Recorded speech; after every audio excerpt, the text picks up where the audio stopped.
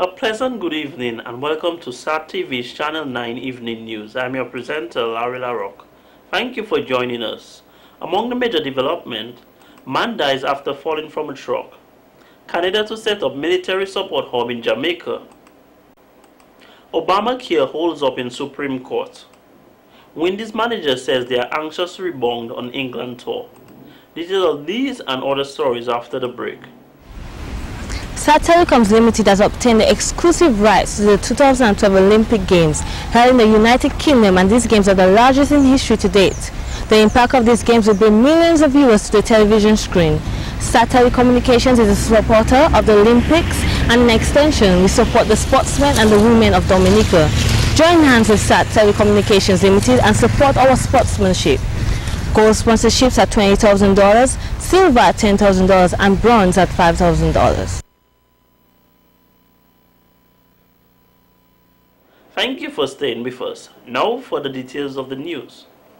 With a sense of achievement and pride, 7 students from the Orion Academy graduated on Wednesday, June 27th.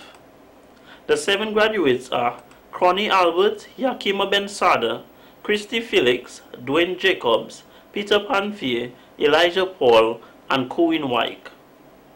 Graduate Miss Yakima Ben Sada attests that Orion not only was a school, but like a family to her, and at times she felt unintelligent and incapable of learning anything. I entered Orion being such a shy person, but all that changed by the third year.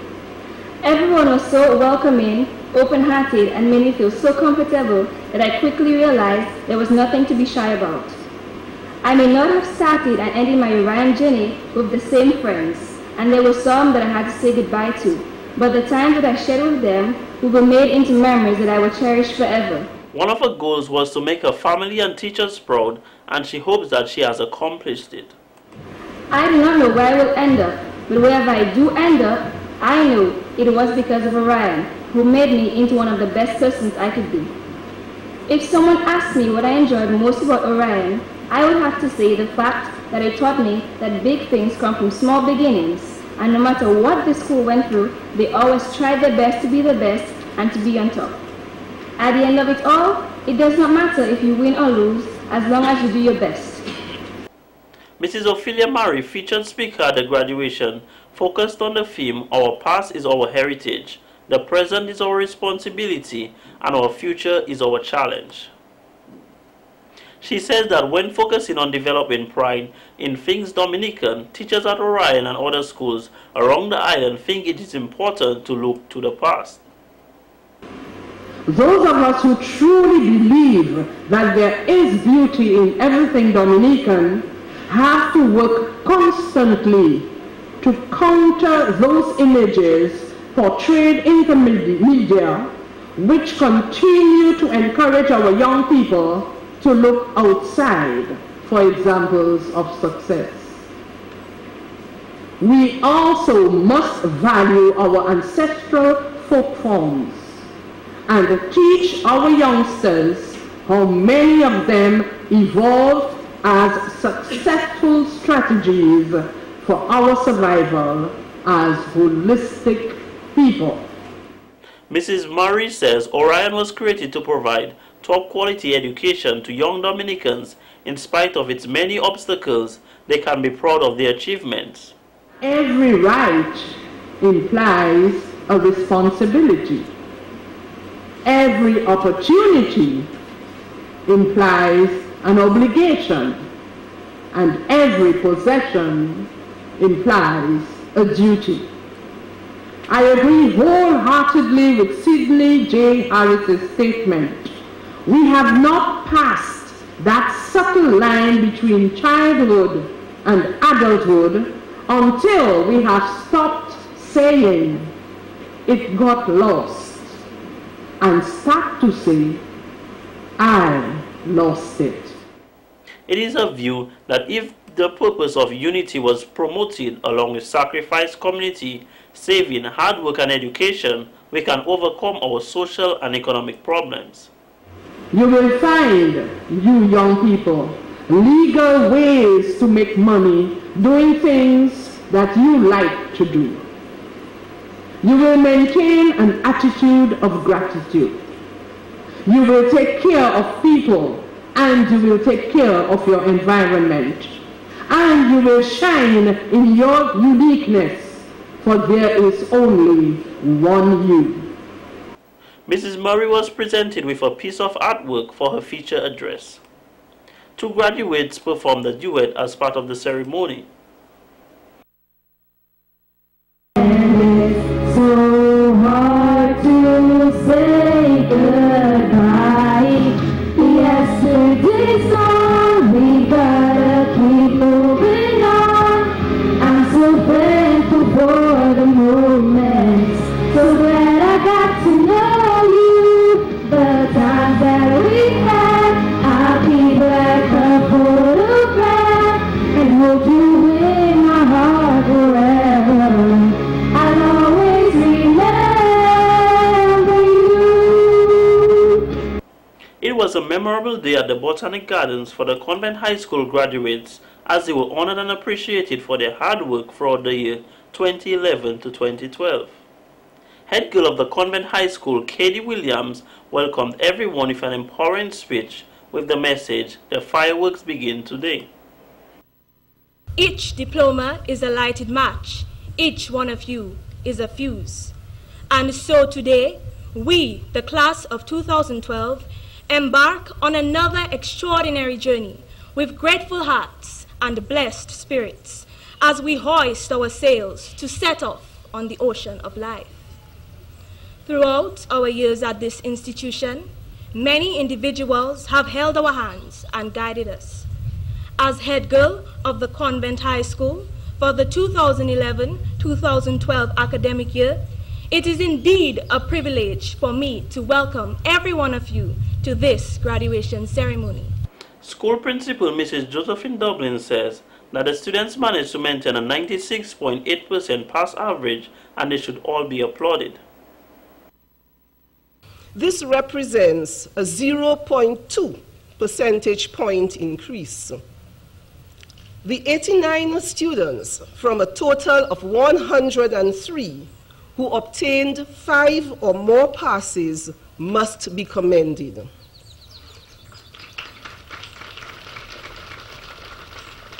But special congratulations are in order for the 21 who secured 5 or more grade 1s. Mrs. Celia Nicholas believes the ceremony provides a platform for the expression of love, pride, and joy. Here is Mrs. Nicholas with more details. The sentiments of a grateful heart are revealed in Psalm 111 and in St. Paul's letter to the Philippians. Schooled in virtuous ways, the social grace of gratitude and the privilege of being blessed are but two of the many attributes of an alumni of the Convent High School. The students performed the song as a form of farewell for the graduates.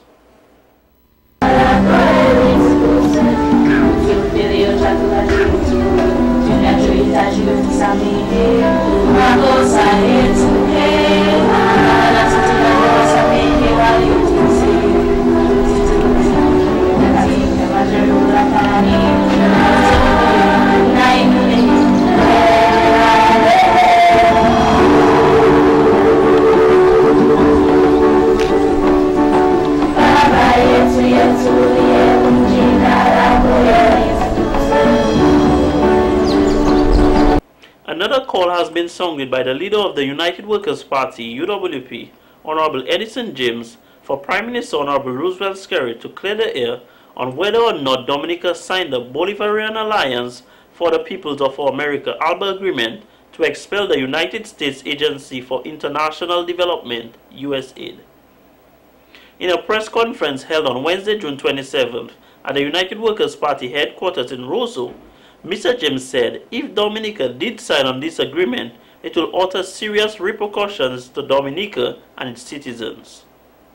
Because from the United States, this country receives significant amount of remittances from our people who live in the United States, live and work in the United States. There's also the question of the United States being a major source of tourism revenue. That is where a lot of our tourists come from. The cruise ships are largely owned by Americans. And then we have the Rush University Medical School, which I'm sure we all would agree is a major source of revenue for our country. Mr. James says that this issue is and should be of deep concern to the citizens of Dominica, and they should be asking for answers, as the government is a people's servant and should not be the other way around. The Foreign Minister is, of course, Mr. Roosevelt Skerrit. He, our Foreign Minister, also Prime Minister, has failed to address the people of this country on this very important matter. He has chosen, we are told, to use surrogates, and that cannot be acceptable. Mr. Skerrit clearly is hiding from what is the truth and which he does not want to associate with. We've heard weak denials from surrogates about what Dominica did or did not do. Mr. Skerrit must speak to the people of this country on this very important matter. The UWP leaders say the Prime Minister should not be hiding from his people, and this was the case at the Juvenile Justice Program, significantly funded by USAID, held on Tuesday, June 26 at the Fort Young Hotel, where there were representatives from USAID, and Mr. Skerrit, who was a featured speaker, did not show up. Mr. James says Mr. Skerrit not showing up was a clear attempt to avoid any encounter with the USAID officials, as Mr. Ambrose George was announced as representing Mr. Skerrit, which means Mr. Skerrit is on island, otherwise there would have been an acting Prime Minister. We are told by the USAID representative who was there that Mr. Skerrit was involved in discussions with them about that very program, and that he had a say in bringing that program about. Why then would you miss such an opportunity to be at such an important function? But clearly he's running away because he's totally embarrassed by what Dominica has been involved in. It is likely that he's afraid that those people whom he seemed to be taking directions from would be displeased with him, having taken that decision only a few days ago to expel USAID, and then for him to be here hobnobbing with USAID. So he's in a totally embarrassing position.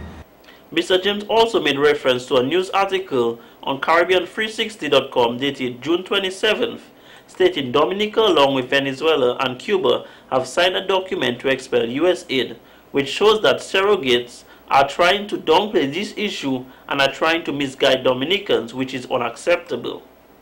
Mr. Skerrit told us a few years ago that a vibrant democracy requires its citizens to ask questions of the elected representatives, elected officials and government, and to ask questions and demand answers. The United Workers' Party represents a great number of Dominicans, and so quite apart from us hearing them on radio, we are representing them here now to call on Mr. Skerrit to speak to the people of Dominica. Stop hiding from them. In response to Dominica's ambassador to Venezuela, Dr. Philbert Aaron's attempt on a radio station on Wednesday, June 27th, to ridicule Mr. James on the issue of USAID and ALBA, Mr. James says that he will not and does not have to answer to any surrogates of the Dominican Labour Party. What I would say though, it is Ambassador Aaron who told us that truth has no place in politics. Efforts to contact Dr. Aaron for a statement proved futile, but SAT-TV News will provide an update as more information becomes available. Police Public Relations Officer Inspector John Carbon have confirmed that a man from Vehicles who resided in Cadeville has died following an unfortunate incident on Thursday, June 28th. Reports suggest that Fitzgerald Casimir, better known as Joey, fell from a truck and succumbed to his injuries. Further information on this incident is scarce at this point, but SAT-TV News will provide you with an update as more information becomes available. Prime Minister Honorable Roosevelt Skerrit has described the Petro-Caribbean Energy Cooperation Agreement, as with Venezuela and many other countries including Dominica, as the income of many countries in the region. Mr. Skerrit says he can say without any fear and contradiction that the Petro-Caribbean Agreement is a means of support of many countries in the Caribbean and Latin America. And I remember very clearly the former Prime Minister of Jamaica, P.J. Patterson, said to us, look, you guys can leave Venezuela not signing this agreement, but I, P.J. Patterson, not leaving Venezuela without signing this very important agreement. Because that agreement, if we let one day pass, we will be doing an injustice to our people. And therefore we came together as a smaller group and we decided we were going to sign. And eventually every single CARICOM country signed this agreement except, I believe, 2 countries at a time, 3 countries at a time. And when you look at 7 years later and looking at today, I can say without any fear of contradiction that the Petro-Caribbean Agreement is the lifeblood of many countries in the Caribbean and Latin America.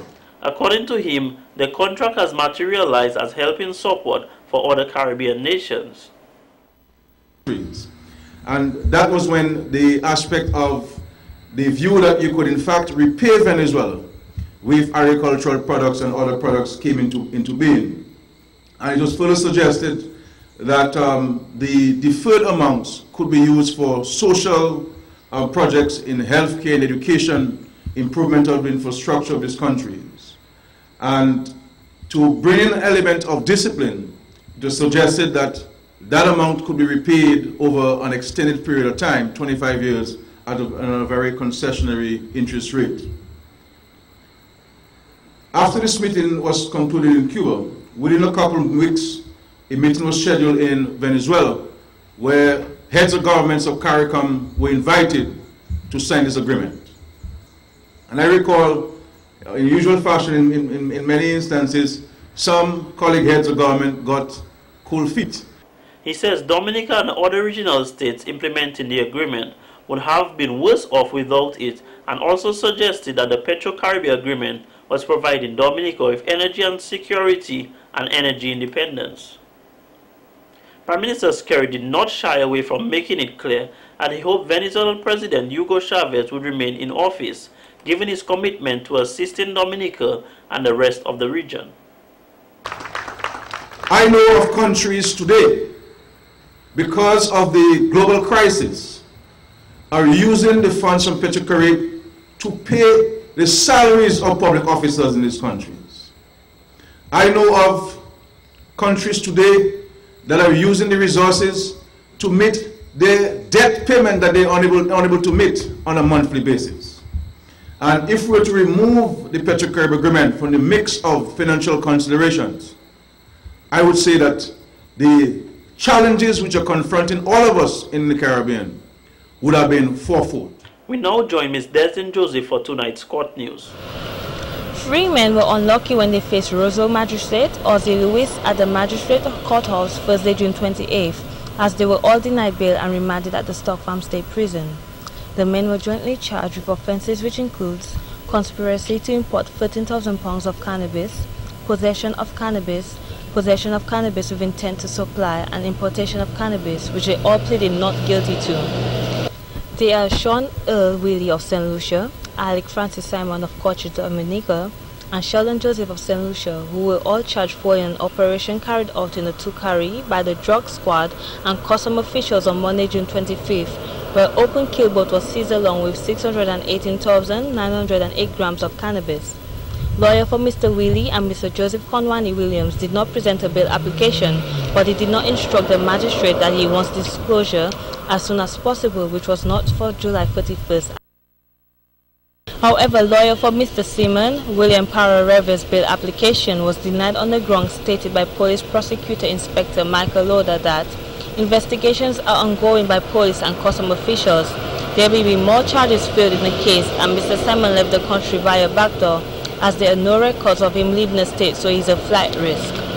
The prosecutor also added that these are serious offences if found guilty.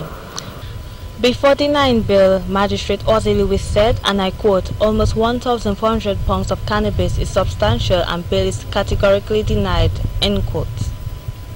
Thank you, Desden, for that report. This has been the local segment of the news. Coming up next, regional highlights.